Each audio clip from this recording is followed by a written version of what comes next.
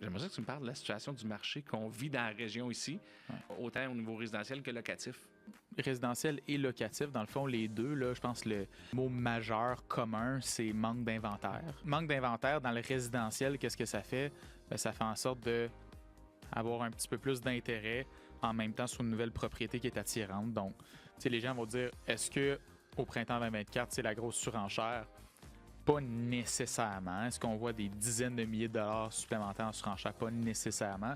Mais c'est sûr que c'est vrai que premier arrivé, premier servi, c'est encore très véridique. Ça va être vite, puis je pense qu'aussi, il faut tenir en considération, oui, OK, c'est peut-être plus les surenchères qu'on a connues dans les dernières années, mais on n'est pas à l'abri à ce que ça revienne, parce qu'il y a quand même beaucoup de gens qui sont un peu ces lignes de côté, qui attendent de voir quand est-ce que les taux vont baisser. Puis là, si on est dans une situation qui manque d'inventaire, puis qu'on rajoute plus d'acheteurs qui ressortent des lignes de côté, ça pourrait revenir dans une situation de surenchère qui pourrait être assez intense. Surtout que les taux d'intérêt commencent à vouloir peut-être un petit peu plus tendre à baisser. Donc là, peu d'inventaire, taux d'intérêt qui baisse. Là, effectivement, on se remet dans un contexte de surenchère. Fait que ça, c'est un petit peu ça du côté résidentiel.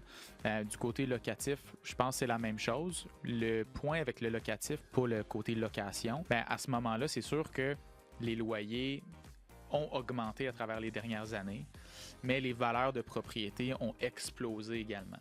Je rencontre souvent des investisseurs potentiels ou des investisseurs actuels qui ont fait des investissements dans le passé, un petit peu comme moi.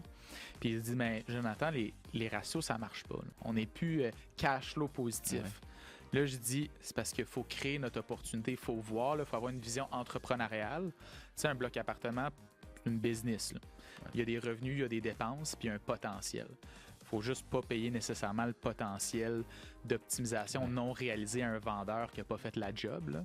Okay? Mais si on achète à des valeurs raisonnables, puis peut-être les revenus sont un petit peu bas, bien là, c'est à regarder c'est quoi le potentiel d'optimisation, c'est quoi des choses qu'on peut faire à la propriété pour être capable de corriger ce multiplicateur revenu brut-là, corriger cette rentabilité-là. Fait que même malgré le marché actuel, il y a encore des opportunités. Il y a encore des opportunités.